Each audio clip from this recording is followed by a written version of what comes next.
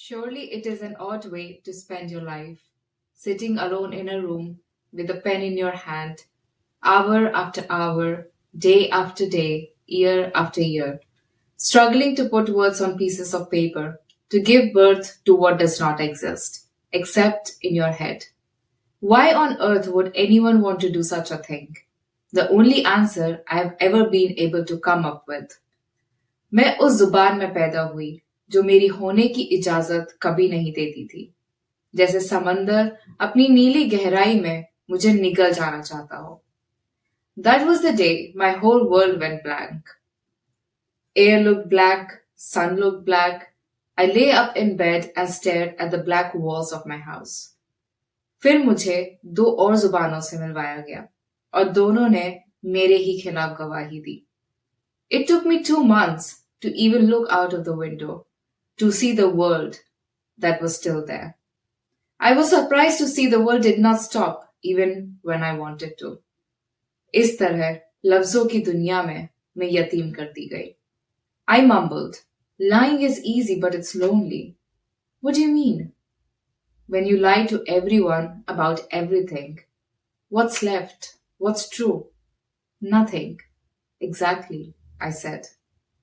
तब मैंने उधार ली हुई जुबानों, अधूरी यादों और नीली स्याही से एक किला बनाना शुरू किया. तन्हाई की स्याह मिट्टी में बरसों की खामोशी से ढलता हुआ एक किला, जिसकी दीवारों पर नीली स्याही की परतें जैसे समंदर की हल्की लहरें. उन्होंने मुझ पर टेढ़ी पहचानें थोप दी, झूठे नामों से मुझे बांध दिया. मैं अब भी यही हूं. चारों तरफ नीले सन्नाटे की पहरेदारी थी, जैसे समंदर अपनी स्याही से मुझे ढक रहा हो. कभी तो एक मल्लाह के होठों पर मेरे लिए मोहब्बत थी और उसी के हाथ मेरी नस्ल के खून से रंगे हुए थे.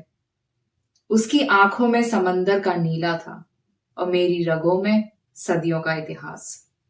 इश्क और दमन के इस विरोधाभास को मैंने एक पवित्र गीत की तरह गाया. उन्होंने मेरे किले की ऊंची दीवारों को दोष दिया, मगर ये देखने से कतराते रहे कि उन ईंटों को मैंने किन सदियों की राख से उधार लिया था. उन्होंने कहा, समंदर की एक तन्हा वेल जिसकी आवाज उन गहराइयों में चलती है जहां उनकी भाषा कभी पहुंच नहीं सकती. एक इंसान, एक प्रेमिका, जिसे बार बार जुबानों में मिटा दिया गया. मेरे भीतर नीली स्याही की लहरें उठी, हर लहर एक दीवार, हर शब्द एक ईंट. किला खड़ा हुआ, न दिखने वाला न छूने वाला, एक श्राप भी एक वरदान भी.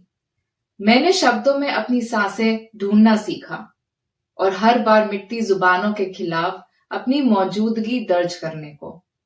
तुम नफरत के खून से मेरा अतीत, वर्तमान और भविष्य लिखना चाहते हो, लेकिन मेरी मौजूदगी हर बार उसे मिटाकर फिर से लिख देगी, मोहब्बत की स्याही से, उस नीली स्याही से जो बहती है मेरे कलम की नोक से.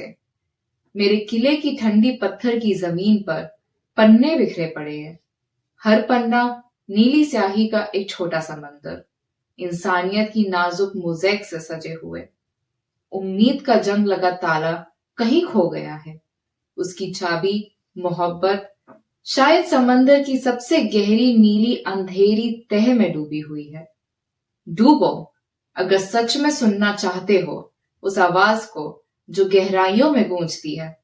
उसे ढूंढ कर निकालो और जब तुम उस नीले अंधेरे समंदर से लौटोगे तब तुम्हें समझ आएगा, क्योंकि एक खोए हुए मल्लाह, तुम्हें अब डूबना पड़ेगा उस नीली अंधेरी गहराई में जहां मेरी आवाज गूंजती रही. और जब तुम सच में सुनोगे समंदर की गहराइयों की पुकार, तब तुम्हें समझ आएगा, जिंदगी अब तुम्हारे साथ है और कभी लौट कर नहीं जाएगी.